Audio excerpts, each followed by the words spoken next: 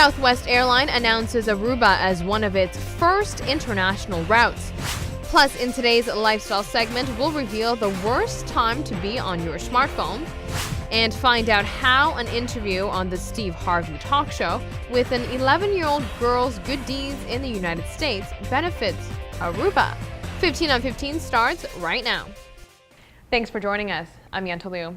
There's some good news for the tourism industry. The first international routes Southwest will make with its own planes will be to Aruba, Jamaica, and Bahamas starting July. A USA article confirmed industry speculation on Southwest's international routes launch. The first international airports to see regularly scheduled commercial service on Southwest branded planes will be Aruba, Montego Bay, Jamaica, and Nassau in the Bahamas. Beginning July 1st, the airline will fly to those destinations out of Atlanta to Aruba and Jamaica, and out of Baltimore and Washington. The flight will go to all three destinations, and from Orlando, Southwest will fly to Montego Bay and Aruba. The carrier promised more routes and cities would be added as the merger integration continues. Southwest says its AirTran operated routes will continue for now, but that it will eventually attempt to fold most of those into Southwest operated service. Moving forward, the necessary traffic installments for the streetcars are now fully functioning. Take a look. The traffic lights in downtown Orangestad for the streetcars have been posted up and now in operation. Railway crossings are also functioning. Whenever the streetcar passes an intersection, the red and white crossing will be lowered to give the streetcar the right of way. The Department of Public Works says they have noticed that drivers are not yet conscious of the new additions on the roads, but they encourage drivers to pay closer attention as police will begin enforcing the new regulations. The new traffic additions are not only for the safety of the passengers on the streetcar, but for everyone on the road. In other local news, Carnival is in the air. Literally, on Sunday, thousands of balloons blew in the wind of St. Nicholas for the 19th annual Balloon Parade. The first of Aruba's Diamond Jubilee Carnival Daytime Parade was a huge success. 2,000 kids in total walked through the quaint little streets of St. Nicholas. Parada de Blas, meaning balloon parade, had tens of thousands of colorful balloons. 5 big bands joined the parade and a tremendous amount of spectators. Babies, kids, and even teens of all ages were dressed in their costume, enjoying their moment in the parade. The Jolly Whiz Kids Carnival group only appears in the parades for the younger jumpers, and they topped off all the groups by having 500 participants in total. This is just an indication of how big the remaining of the carnival events will be. Whiz Kids' theme was Shine Bright Like a Diamond. Coming in next as the group with the second most participants was the Little Groovers. They came in second with 300 children under their banner. The costumes and floats of this casual fun parade mirrors the ambiance of the annual Torch Parade. The Balloon Parade is known to be a more relaxed event, a warm-up, if you will, to the more formal and luxurious children's parades to come. Earplugs and sunscreen were handed out to participants and spectators alike for better protection. This coming February 2nd will be the Youth Parade in Orangestad beginning at noon. The excitement for the 60th carnival season is everywhere. The flares for the event are being incorporated whenever possible. This was the case even on Saturday. A usual Batiko Day event added a creative twist to the usual protocol portion of the ceremony. Carnival bands and dancers took center stage at Plaza Batiko on Saturday to generate more hype for the 60th Carnival celebration. Since it's Carnival 60, organizers wanted to focus a portion of the program to Carnival festivities. The Minister of Culture, Anmar Odeber, says Carnival is an important part of the island's identity. A 60th anniversary is a milestone, reason being it should be properly celebrated. Yes, we changed a little bit the cultural celebration, adding a little bit more of what we are celebrating in Aruba. This is the period for Carnival, so we added this special attention given to the Carnival with the blessing of the family, and I think that's going to be something very different this year. That definitely is going to be very attractive to the Aruban community. When we come back, we'll tell you the worst possible time to be on your smartphone. And no, it's not during dinner. Also, finances between friends. We'd like to think that the two don't interfere with one another, but that isn't always necessarily the case. Also, we reveal to you which is the healthiest berry to consume. We have more when we come back. Stay with us.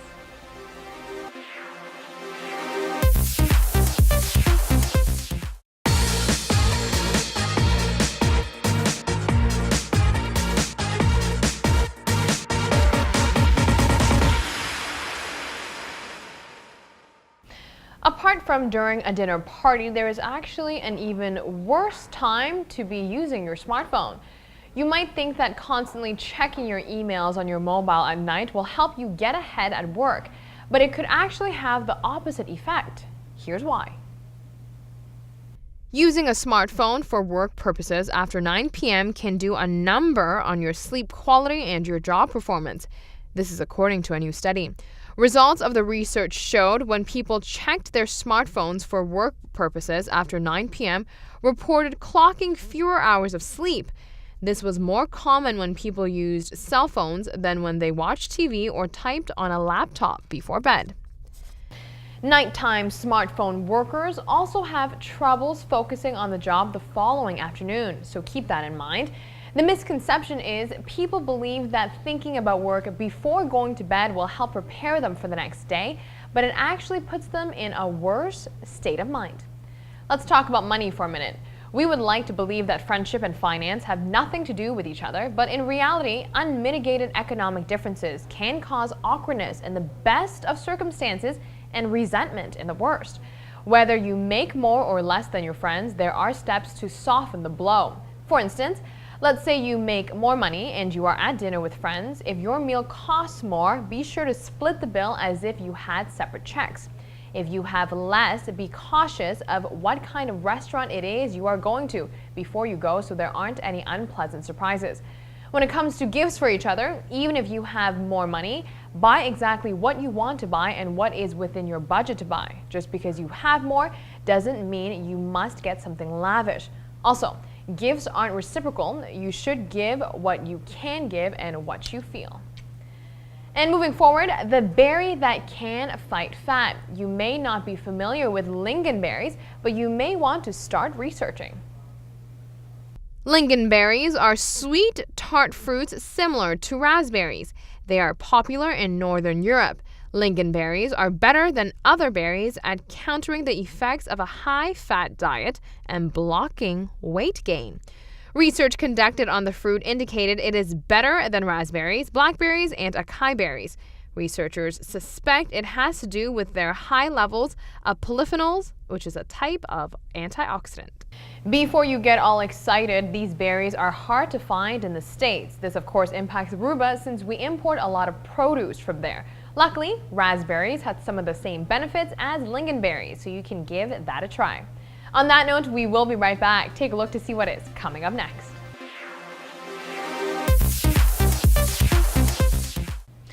Good deeds never go unnoticed. That's the saying, and this was most certainly the case for an 11-year-old girl who has been making hair bows to raise money for a fellow churchgoer who has cancer. NBC's The Steve Harvey Talk Show had her on the show to learn more about the fundraising project she started. This story somehow contributes to Aruba. Watch to find out how. Folks, this is the woman that Ramey's raised all this money for. Her name is Joyce. Joyce, how are you doing? Right now, I'm doing really well, thank you. I've already had 7 chemo treatments for my colon cancer. I've got 5 more to go. And with all the prayers of my family and friends and little Ramey, I'm gonna beat this. Yeah. I'm gonna beat this. And one thing I don't have to worry about and be stressed over is my hospital bills because of her. Really? Wow. How did you feel when you heard what Ramey was doing? I was so overwhelmed and humbled. I couldn't take it all in. And so much negativity is put on young people, but when you see a little girl like Ramey and the heart and compassion she has, it just makes you have faith in our young people.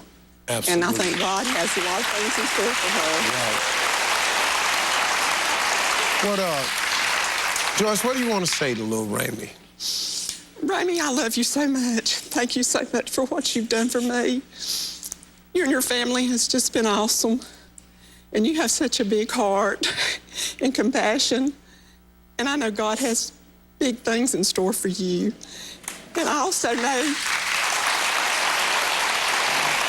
that your Papa Robert is looking down on you right now, and he is so proud of you.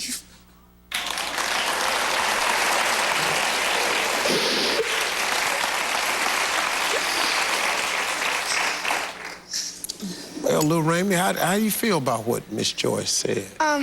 Really good. I love her so much, like she loves me.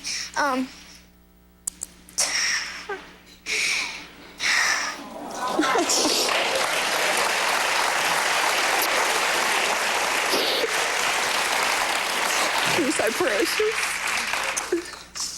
Ramey, when I heard this story, we said, man, we got to get this little girl on TV, because this is really what this show is about. Folks like you are living proof that faith exists, that God exists, that prayer works. All of that, that's what it is. It's an amazing thing. I got a surprise for you, Ramey. I got a little something for you. That's why we've hooked up with the Divi Village and Golf and Beach Resort in Aruba and the Aruba Tourism Authority. They're going to be sending you on a 7-night stay for 4 in a resort suite, including airfare. You'll get to play in the white sand beaches, climb rock walls, do all sorts of water sports at the all-in-one deluxe Aruba Resort. You're going to Aruba, baby.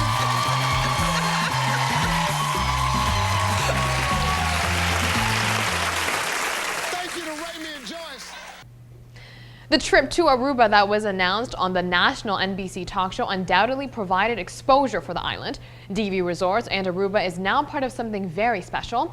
I have contacted the family personally to interview the 11-year-old girl once she arrives on the island for her trip. That is our show for today. Thank you for joining us. We'll be back here with a brand new edition of the show starting Wednesday night at 7:15 p.m. So we will see you then.